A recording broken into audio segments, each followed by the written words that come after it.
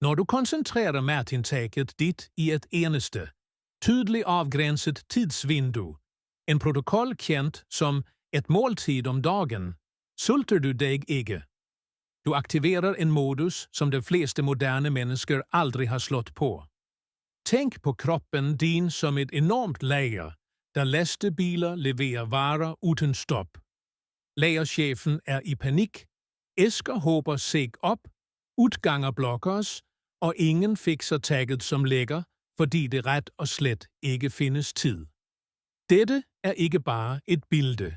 Det er nøjagtigt slik kroppen opfører sig, når du spiser hele dagen.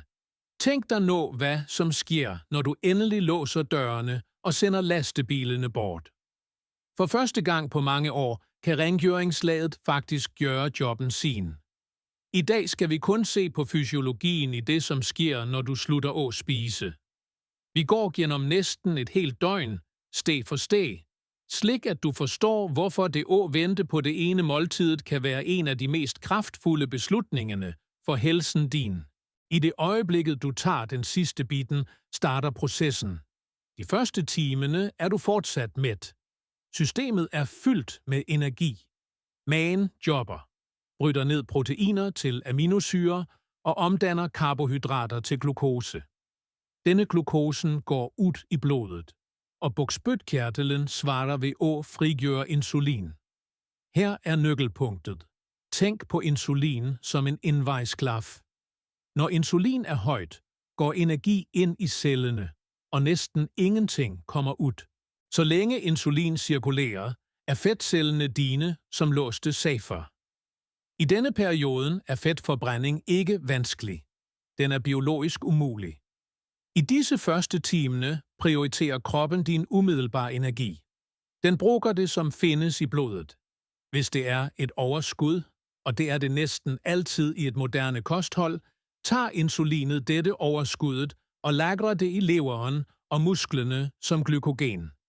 Tænk på glykogen som en lommebok. Det er let tilgængelige penge, raske at bruge, men begrænsede. Så langt føler du dig helt normal. Ingenting specielt har sket endnu. Efter en stund er det her de fleste giver op. Den stærke energien fra måltidet forsvinder, og blodsukkeret begynder at stabilisere sig. Lageret bliver stille. Insulin, den stressede chefen, begynder at stemple ud og forsvinde. Det er da hjernen sender et varsel. Den enkle reserven er i færd med at tage slut. Dette signalet kommer i form af grelin, sulthormonet. Niveauet stiger, og du kender magen protestere.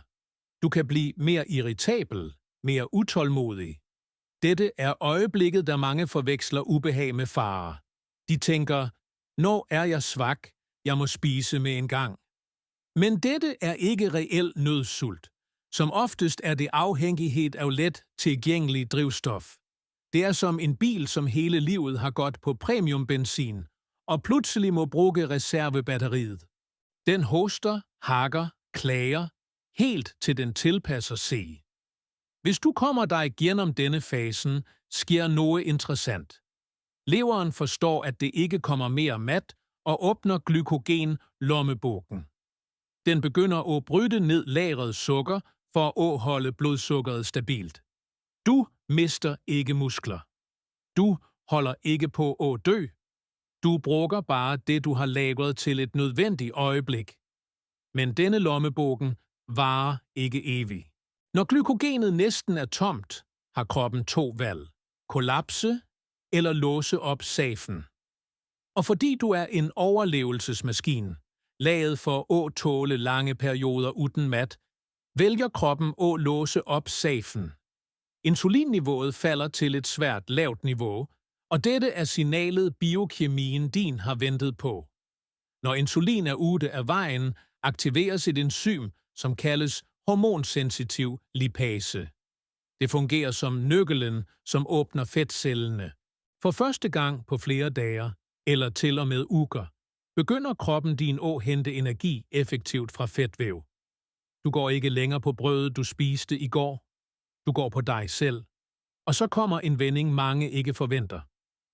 I stedet for at sulten bliver værre, bliver den ofte svagere. De skarpe sultsmertene forsvinder. Hvorfor?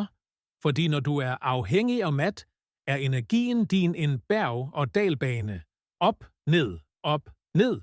Men når du er afhængig af kropsfedt, bliver energien mye mere stabil.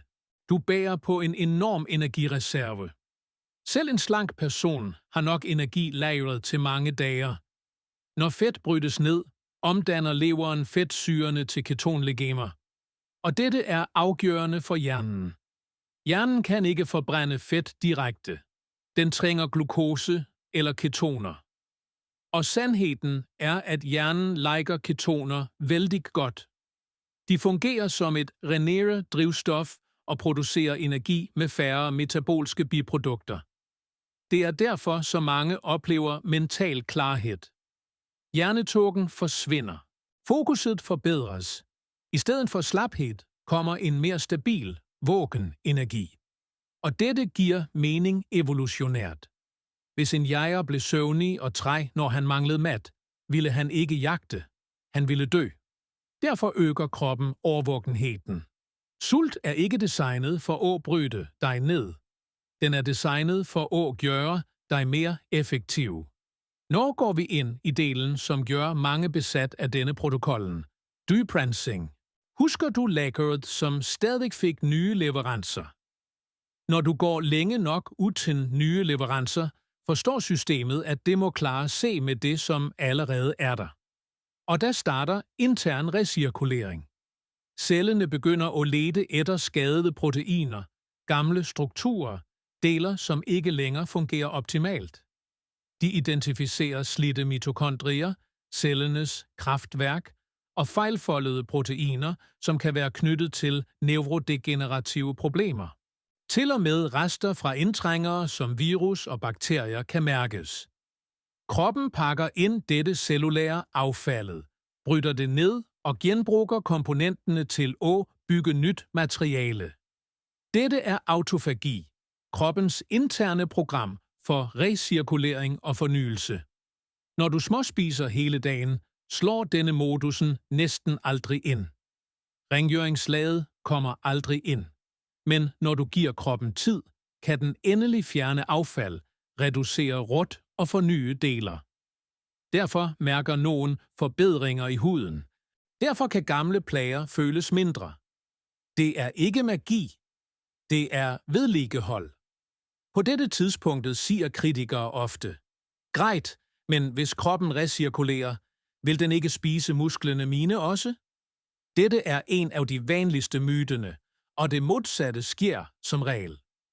Når fasten bliver dybere, øger kroppen udskillelsen af et beskyttende hormon, humant væksthormon, HGH. Dette hormonet hjælper med at bevare muskelmasse. Det fungerer som et skjold for musklerne og styrer kroppen til at prioritere fedt som drivstof. Kroppen din er ikke dum. Den vil ikke forbrænde den vigtigste strukturen for overlevelse, musklerne dine, hvis det findes enorme energilagre tilgængelige i form af kropsfedt. Kombinationen af lavt insulin og højt HGH er sjælden hos mennesker, som spiser hele tiden. Og denne kombination skaber et miljø, der du bevarer muskelmasse, mens fedt bruges som hovedenergikilde. Når tidspunktet for måltidet nærmer sig, er kroppen i en helt anden tilstand. Insulinfølsomheden er kraftigt forbedret. Tænk på en svamp. En genomvådt svamp absorberer ingenting. Det er cellen til en, som spiser hele tiden. En tør svamp suger til sig alt raskt. Det er cellen til en, som har fastet. Fordøjelsessystemet dit har fået hvile i mange timer. Irritation i tarmen kan aftage. Bakterier, som er afhængige af konstant sukker, svækkes, mens mere robuste typer overlever. Du går på fedt. Hjernen drives af ketoner. Cellerne har allerede recirkuleret noget af overskuddet. Du er ikke svag. Du er justeret. Og så kommer måltidet, og her ødelægger mange alt. For hvis kroppen din er mere absorberende, betyder det, du putter i dig dobbelt så mye. Dette måltidet kan ikke behandles som en belønning for lidelse. Det må behandles som byggemateriale.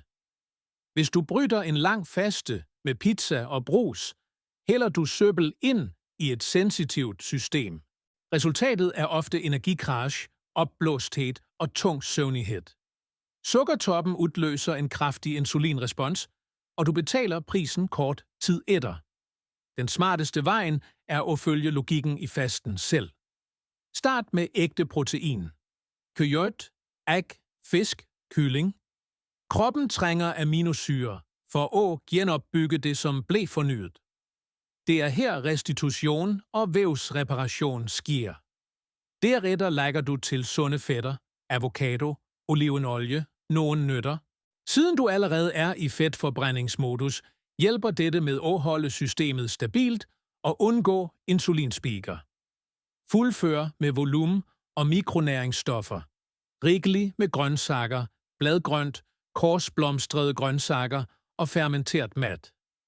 Når du spiser 1 gang om dagen, kan du ikke stole på snacks for kalium og magnesium. Du trænger høj næringstæthed på tallerkenen for at undgå kramper, træthed og reduceret ytelse. Og det mest interessante, når du spiser slik, mærker mange, at de bliver mætte raskere. Sult- og mæthedssignalene begynder at fungere bedre igen. Du stopper, fordi du er ernært, ikke fordi du er stabmæt. Nå, en ærlig advarsel. Hvis du går fra 6 måltider om dagen til 1 over natten, vil du sandsynligvis få det tøft. Kroppen må lære at forbrænde fedt effektivt igen. Den må producere enzymer, øge ketonproduktionen og forbedre metabolsk fleksibilitet. Den første uge kan hovedpine, svaghed og irritabilitet opstå. Det betyder ikke, at det ikke fungerer. Ofte er det abstinens fra et liv med konstant sukker. Det findes også en enkelt detalje, som hjælper mye: salt. Når insulin falder, skiller nyrerne ud mere vand og natrium. Hvis du ikke erstatter det, kan du få hovedpine, træthed og en følelse af tomhed. En klype salt i vandet i fasteperioden kan hjælpe betydeligt. Og du trænger ikke at hoppe ret i det ekstreme. Skyv frokosten gradvis senere, så senere igen, til du hopper over den. Juster sagte. Kroppen tilpasser sig mye bedre slik. Det er også vigtigt at forstå, at faste er en stressfaktor. For personer, som allerede lever på grænsen, højt stress, dårlig søvn, problemer med skjoldbruskkirtlen, kan lange faster øge kortisol og forværre symptomer. Så dette er ikke en universel løsning. Dette er for friske voksne. Ikke gør det, hvis du er gravid, ammer, har en historik med spiseforstyrrelser eller bruger mediciner for diabetes eller blodtryk uden medicinsk vejledning. Vi lever i et miljø, som får os til at frygte sult, som om det var en nødalarm. Men sult er et signal, og signaler kan håndteres. I tillæg til fedttab og sparet tid, kan det at spise 1 gang om dagen give dig frihed. Du slutter at være slave af blodsukkeret dit og vender tilbage til en mere naturlig rytme. Søge, spise, hvile. Du ødelægger dig ikke. Du bygger dig op igen. Hvis du tester dette, kommenter etterpå. Hvor kendte du mest modstand? Stoppede du før vendepunktet, eller kendte du den energitoppen senere?